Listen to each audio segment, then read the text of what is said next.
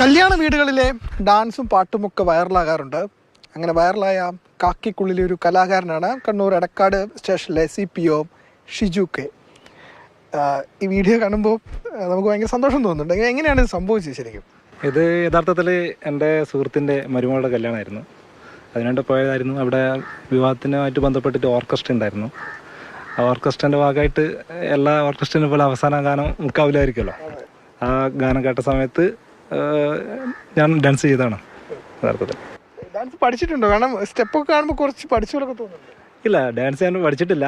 അത്യാവശ്യം ചെറുപ്പം മുതലേ ഇങ്ങനെ പാട്ട് വെക്കുമ്പം കളിക്കാറുണ്ട്. ഇങ്ങനെ ഇതേപോലെ കണ്ടു പഠിച്ചിട്ടുള്ള ഇത് മാത്രമേ ഉള്ളൂ. അല്ലാതെ ക്ലാസ്സിനൊക്കെ പോയിട്ട് പഠിച്ചിട്ടുള്ളൂ.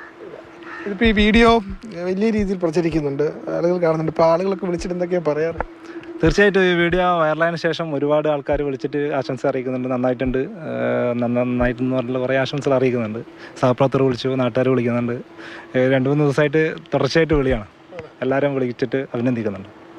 ചെറുപ്പത്തിൽ ഡാൻസ് കളിക്കുമായിരുന്നു? ചെറുപ്പം മുതലേ കളിക്കാറുണ്ട്. ഞാൻ ചെറുപ്പം മുതലേ ഡാൻസ് ചെയ്യാറുണ്ട്. കോളേജിൽ പഠിക്കുന്ന സമയത്ത് സ്റ്റേജ് ഷോ ചെയ്തിട്ടുണ്ട്. അങ്ങനെ പിന്നെ ഞാൻ മുമ്പ് തലശ്ശേരി സ്റ്റേഷനിലായിരുന്നു. അവിടെ ഒരു ഫ്ലാഷ് മോബായിട്ട് ബന്ധപ്പെട്ടിട്ട് ലഹരി വിരുദ്ധ ഫ്ലാഷ് മോബ് ഉണ്ടായിരുന്നു. അതിന് ഞാൻ ചെയ്തിട്ട് ഫ്ലാഷ് മോബ് ചെയ്തിട്ടുണ്ട്. ഈ വീഡിയോ എടുത്ത് ഇങ്ങനെ വൈറലാകുന്നത് എങ്ങനെയാണ് ശരിക്കും? യഥാർത്ഥത്തിൽ ഈ വീഡിയോ എൻ്റെ ഒരു സുഹൃത്ത് ജിജി എന്ന് പറഞ്ഞ സുഹൃത്ത്, ആ കല്യാണ വീട്ടിലുണ്ടായിരുന്ന ജിജി എന്ന് പറഞ്ഞ സുഹൃത്ത് എടുത്തതാണ്. അവരെടുത്തിട്ട് എൻ്റെ ഫോണിലേക്ക് അയച്ചു വന്നു. ഞാനത് നമ്മളെ സ്റ്റേഷൻ്റെ ഒരു 10 രൂപ അടങ്ങുന്ന ഒരു ഗ്രൂപ്പുണ്ട്, ചെറിയ ഗ്രൂപ്പ്, എൻ്റർടൈൻമെൻറ്റ് ഗ്രൂപ്പുണ്ട്. അപ്പോൾ അതിൽ പോസ്റ്റ് ചെയ്തതാണ്. നമ്മളെ കാണാൻ മാത്രം പോസ്റ്റ് ചെയ്തായിരുന്നു. ആ വീഡിയോ സഞ്ജയ് സാർ എന്ന് പറഞ്ഞ നമ്മളെ സ്പെഷ്യൽ ബ്രാഞ്ചിലെ ഒരു ഓഫീസറുണ്ട്, സഞ്ജയ് സാറാണ് ഈ വീഡിയോ എടുത്ത് ഫേസ്ബുക്കിൽ പോസ്റ്റ് ചെയ്യുന്നത്. പിന്നീട് അങ്ങോട്ട് അത് എങ്ങനെയോ വൈറലായി.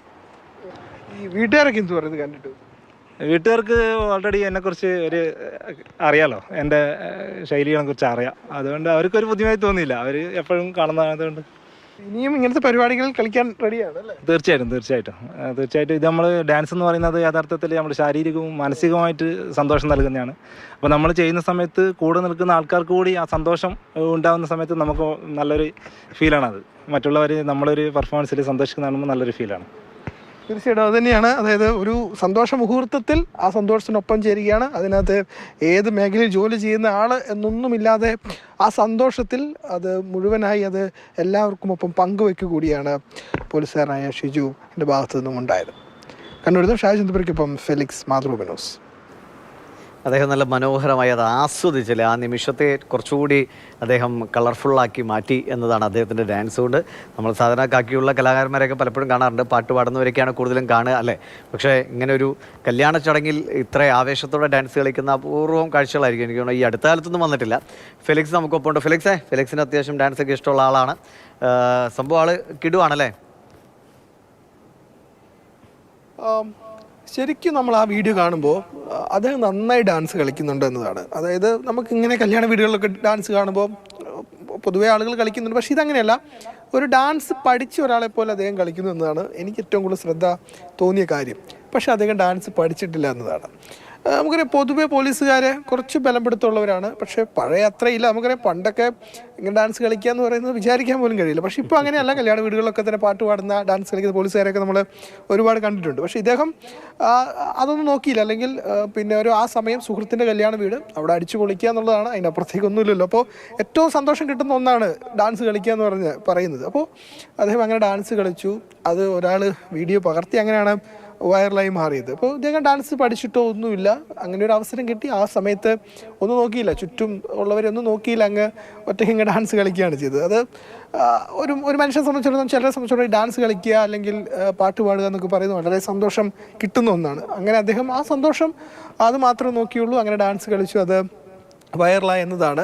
ഏതായാലും ഇത് കണ്ട് അദ്ദേഹത്തിൻ്റെ മേലുദ്യോഗസ്ഥർക്കൊക്കെ വളരെ സന്തോഷമായി. കാരണം കലാഹൃദയങ്ങൾ, കാക്കിക്കുള്ളിലെ കലാഹൃദയങ്ങൾ ധാരാളമുണ്ട്. പക്ഷേ പലരും അത് പുറത്തിറക്കാൻ അല്ലെങ്കിൽ അത് ആളുകളുടെ മുൻപോട്ട് വരാനൊക്കെ വളരെ മടിയാണ്. പൊതുവേ ആളുകൾ എന്ത് വിചാരിക്കുമെന്നൊക്കെ ചിന്തിക്കുന്ന ആളുകളാണ്, പോലീസുകാരാണ് കൂടുതൽ.